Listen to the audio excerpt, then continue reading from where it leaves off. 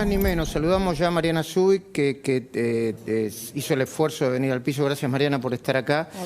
A ver, primero decir cómo trabajamos nosotros. Cada vez que hacemos un informe de esto, nosotros llamamos al gobierno, a los voceros, a la gente de prensa y le decimos, miren, este es el informe que vamos a poner. ¿Tienen algo para decir? Pero ¿no tenían nada para decir o no quisieron decir nada, Javier? Y Luis, nosotros nos comunicamos durante la semana diciéndole que íbamos a hacer un informe de estas características, que queríamos tener la voz del otro lado, por supuesto la voz oficial, y nunca recibimos, o sea, nos dijeron que sí, que se iban a comunicar con la secretaria, subsecretaria de Prensa y Difusión de la provincia, pero después nunca más nos dijeron, bueno, van a hablar con tal o cual funcionario. Estuvimos esperando todavía. Muy bien. Lo mismo vamos a hacer, hicimos cuando fuimos a hacer un informe sobre el Chaco, lo mismo cuando vayamos a otras provincias. Vamos a consultar a las dos fuentes, a los gobiernos, para que nos digan lo que tienen que hacer. Mariana Zubik, esto es Chubut, donde abrieron los casinos de Cristóbal López, donde hace 2 años que no hay clase y donde... ¿Me permitís que pongamos en la pantalla para que lo pueda ver Mariana Zubik, que acaba de llegar? Esto es una especie de Luna Park. Vos mirá la enormidad que es esto. Es una especie de cancha de básquet de la NBA. ¿Con qué empresa lo hacen? Cubierta. ¿Con qué empresa lo hacen? No, tenemos el dato, Javier, cuando sí. ¿Con qué empresa lo hacen? Y una de las dos. Primero era una UTE de 2 empresas, se fue una y entró CPC, de Cristóbal López. Ah, claro. Faltaba ese dato, Javier. No. Estaba en el informe ese dato y nosotros no lo comimos. Estábamos esperando la pregunta. Vayámonos, chicos, ya está. Estábamos esperando la pregunta de Mariana. Cerremos. ¿Quién tiene apaguemos la luz? Apaguemos la luz, Federico. Qué va. Era obvio, iba a ir a manos de Cristóbal López. Mira el chenque. No me sorprende. Vos sabés que Comodoro Rivadavia estuvo sepultada en un alud de barro por ese chenque. ¿Qué es el chenque? Se hizo que... Recién habían imágenes, una si puedes montaña, volver. es como... Claro, de barro, de tierra, que está ahí, que le es como hay eso, exactamente. Claro. Bueno, Comodoro Rivadavia hace muy poquito tiempo, un par de años, estuvo sepultada por una luz, porque justamente no previeron, no hay obras de infraestructura suficientes, es algo que realmente lo tenés que tabicar, y bueno, eso no sucedió. Y acá los Comodoro productores Rivadavia, que son muy imaginativos, dice la Machu Picchu de Cristóbal López. La Machu Picchu. O sea, digo, es para reírse pero es para llorar, ¿eh? Es para llorar. Es para llorar todo lo que pasa en la Patagonia Sur, ¿no? Comodoro Rivadavia sobre todo.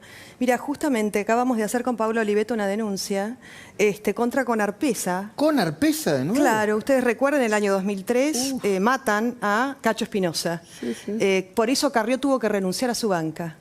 Tuvo que renunciar a su banca y tuvo un juicio que ganó, recuerden ustedes, busquen imágenes, ¿no? Por la pesquera.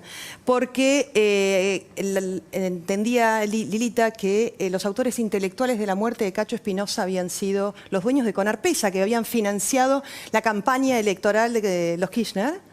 Y la realidad también es que cuando Barisat atropella a los 20 docentes, a los manifestantes, ¿recuerdan ustedes? Adentro de la... A una docente. 20 sí, docentes. pero a una la lastimó mucho, Sí, la creo. Colorada, una de ellas. Sí, a bordo de una camioneta muy cara. La dejó con secuelas irreversibles. Bueno, en la camioneta habían integrantes de la empresa Conarpesa que lo que estaban haciendo era llevando dinero físico, plata, a Barisat para financiar la campaña. Pero ¿qué pasó con Conarpesa hace poquitos días? A 181 millas de Rawson tiraron la red para pescar langostino y pescaron 10 kilos de cocaína. No, pará. Esto parece una de Netflix. Ay, me voy a dormir una siesta y vengo. Es mucho. ¿Cómo? Esto pasa en el sur de la Argentina. Hacémelo entender. Sí. Hacémelo entender. Mira, Conarpesa, esta empresa tiene una flota importante de buques. En el Golfo San Jorge se pesca el langostino. El Golfo San Jorge está, y es un acuerdo que está entre la provincia de Santa Cruz y la provincia del Chubut.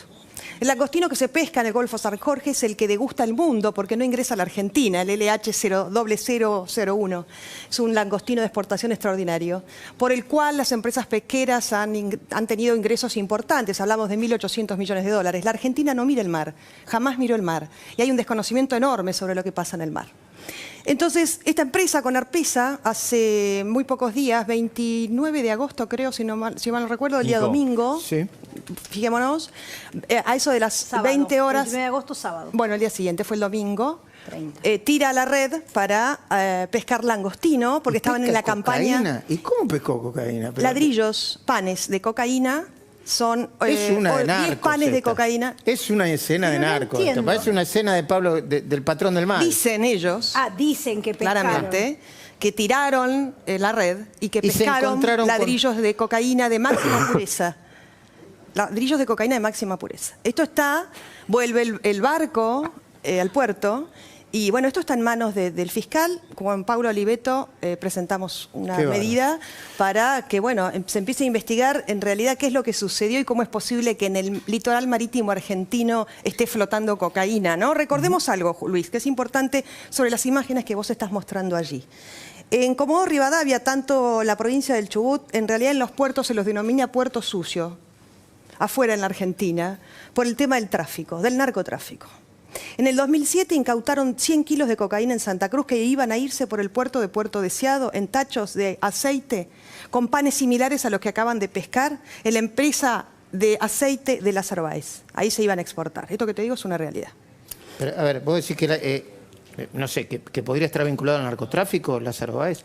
En la empresa de Lázaro Báez iban a exportar los 100 kilos de cocaína de máxima pureza que luego terminaron en el Tango 01. Cuando los incautan, los suben al Tango 01. En ese momento estaba Aníbal Fernández. Qué bárbaro. Bien. ¿Qué pasa en Chubut? En Chubut pasaron varias cosas. Primero en la Argentina, Operación Langostino de 1988. Sí, me acuerdo. 500 kilos de cocaína. Luego Operación Langostino Santo, que pasó hace muy poco tiempo, en Chubut. ¿Con quién? Con Cura Segundo, empresa pesquera Poseidón. Incautan en la planta procesadora 100 kilos de cocaína. El señor está suelto. ¿Saben por qué? ¿Por Por qué? el COVID.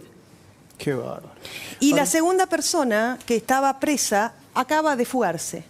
Qué bárbaro. Y días después, con Arpesa, por casualidad, tira la red y encuentra 10 kilos de cocaína Con flotando Arpesa, en la el mar. pesquera, con Arpesa, el Cacho Espinosa, ¿no? Que en su Exactamente. momento fue de Cacho Espinosa. Ahora, les recordamos, lo que estamos viendo ahora es una especie de lunapar para Comodoro Rivadavia, la misma provincia en la que hace 2 años no hay clases, y donde empezó a trabajar hace mucho tiempo ya, porque le pidió el gobierno provincial y el gobierno nacional le dio el permiso, Cristóbal López y sus casinos. ¿Quién es la constructora que está levantando esto?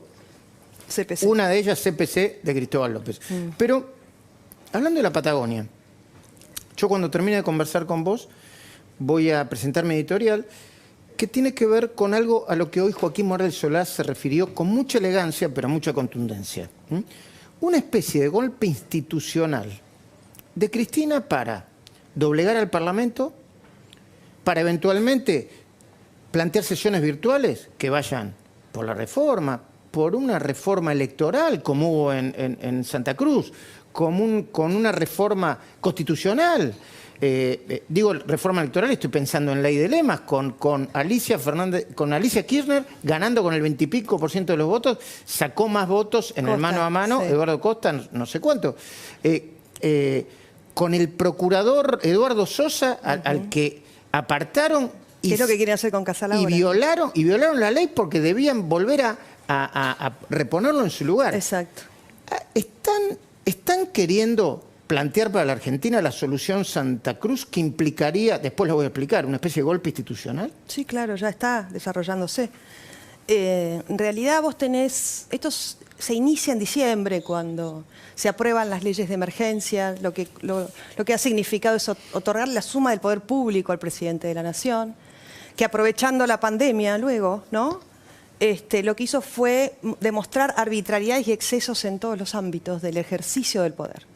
Cuando esto pasa, nosotros planteamos, miren, la verdad sabemos cómo ejerce el poder el kirchnerismo, este cuarto gobierno kirchnerista, y entonces lo que hicimos fue advertirle a la oposición en su conjunto y al Poder Judicial, y por eso fuimos a llevarle al presidente de la Nación una propuesta. Mire, ¿por qué no armamos un comité de emergencia interpoderes para controlar y auditar la pandemia entre el Poder Legislativo, el Poder Judicial y el Poder Ejecutivo? A este gobierno. A este gobierno. ¿Y? Nuestro presidente de la coalición cívica se lo llevó en mano a Alberto Fernández. Por supuesto, no fuimos escuchados, pero sabíamos nosotros que se venía. Sabíamos que esto iba a suceder. Ingenuos seríamos si hubiésemos pensado otra cosa. En mi caso, siendo santacruceña, 30 años ellos ejerciendo el poder, y esto que vos relataste son hechos, ¿no? Entonces, planteamos Mira, esto y lo que pedíamos... El otro día me decía, creo que era Álvaro de la Madrid, no recuerdo, pero me decía, pero usted, Alberto Fernández, va a terminar como Carlos Sancho. Lo usaron y lo tiraron cuando lo tenían que tirar. No solamente como Carlos Sancho, como Sergio Acevedo y como Daniel Peralta. O sea, ya hubo antes otros Alberto Fernández en Santa Cruz. ¿Eso es así? Bueno, no haría un paralelismo con Acevedo ni con Peralta, menos, y con Sancho tampoco. No, la realidad que para mí y para algunos de nosotros, Alberto Fernández es ella. Yo no escindo la figura de la vicepresidente de Alberto Fernández. Y déjame decirte que Alberto Fernández es ella. Decir. Absolutamente. Son los dos iguales. Sí, nos está demostrando, ¿no? Primero es un megalómano. Yo creo que nosotros, los argentinos, tendríamos que reconocer que estamos en manos de dementes. Estas personas no pasan un psicofísico, Luis. Es decir, más allá de los antecedentes en el ejercicio del poder, esta gente no está bien de la cabeza. ¿Vos decís que no, esta gente no pasa un psicofísico. Alberto Fernández no pasa un psicofísico. ¿Pero por qué es? Es una persona que se habla encima, ¿no? O sea, se contradice, se dice y se desdice. Y además tiene una situación... Ya es demasiado fuerte, perdón, es demasiado fuerte que haya dicho lo que dijo sobre Cristina tantas veces y con tanta energía, sí, y luego ahora... Porque es un megalómano, y ahí tenés el perfil de una persona que lo que hace es en el perfil, ¿no? Esto podrían en realidad expresarse mejor profesionales, pero es un farsante, un impostor, ¿no? Que tenemos un psicoanalista cada vez más de escritor. Ah, bueno, podría ayudarme entonces, Federico. ¿Podés volver a recordar qué es la megalomanía, Federico? La megalomanía es aquella padecimiento que sufre mucha gente que se cree mucho más importante de lo que es o lo más importante del mundo. Digo que padece porque, en este caso lo padecemos todos nosotros, no es la megalomanía de los dirigentes. Pero vos sabés que es una característica y un rasgo de ciertas paranoias que aparecen, ¿no?, como los más importantes del mundo. Pero yo creo que es un rasgo, en todo caso, que comparten ambos, ¿no? Este matrimonio por conveniencia. Entonces, Mariana, ¿me decías? Y entonces la conducta es psicopática, son psicópatas, son perversos, ¿no? Es decir, en el ejercicio del poder. Entonces, me parece a mí, desde mi humilde lugar, siendo santacruceña y habiendo padecido este régimen, bueno, la verdad se ha juntado el hambre con las ganas de comer, digamos, ¿no? Son muy parecidos. Ahora, la diferencia importante es que Cristina Fernández de Kirchner ha ejercido el poder 30 años en Santa Cruz y 2 mandatos presidenciales, a diferencia de este señor que en realidad es alguien que ha sido contratado para ejercer la presidencia de la Nación, es un lobista profesional, que no tiene experiencia en sí, ¿no? Y además entiendo que es intrínsecamente violento. Entonces, a mí me preocupa muchísimo ¿Qué violento la figura. que Alberto Fernández? Claro, es una persona, lo hemos visto todos, ¿no? Esa vez que... el video ese que... no solo el video, ¿no? Que eso fue violencia física explícita, donde patea a un jubilado en el piso, sino en sus expresiones, en su forma de reaccionar. Entonces, me preocupa muchísimo la situación institucional en la que estamos en la Argentina con una persona en esas condiciones. Cito cosas que dijiste en los últimos días, en las últimas horas. Ellos lo plantean así: si vos no interpretas esto como yo lo vivo, sos el enemigo, sos una antipatria, sos un oligarca y sos la muerte. Claro, exactamente. Es el tema del pensamiento único, ¿no es cierto? Estas personas que son gerenciadores, gestores de la violencia, van hacia gobiernos despóticos, ¿no es cierto? El despotismo como forma y ejercicio de gobierno, en un gobierno que lo que nosotros vemos ahora son visos de autoritarismo en el ejercicio del poder. Entonces, ¿qué tienen que hacer con...? ¿Qué es lo que entienden? La democracia en realidad es un objeto para renovar bancas o para llegar al poder, pero no hay ejercicio republicano. Eso significa que si vos no pensás como yo, ¿no? Sos mi enemigo, no sos mi adversario. Entonces, claro, así ahí es donde se configura la figura de antinomia, Y esto ha pasado históricamente en Santa Cruz y ha pasado a nivel nacional, Clarín miente, ¿no? La oligarquía. Entonces empiezan a rotular al que piensa distinto, porque el que piensa distinto me significa un obstáculo. Entonces no hay en realidad un pensamiento respecto a lo que significa la sociedad como parte de un cuerpo dentro de la República, ¿no? Con la reforma quieren institucionalizar la colonización de la justicia, que es lo que hicieron en Santa Cruz, decís vos. Sí, es esa, es la colonización de la justicia. Y se inicia cuando hacen la reforma de las jubilaciones de privilegio, las denominadas jubilaciones de privilegio. Y ustedes recuerden también en aquel entonces, antes de la pandemia, iban a intervenir el Poder Judicial de Jujuy, ¿no? Y ahora lo vemos con lo que está pasando con Bruglia y Bertuzzi, y lo vemos también con Castelli, lo vemos con Casal. Entonces, en realidad, esto no es una reforma judicial, es la colonización de la justicia.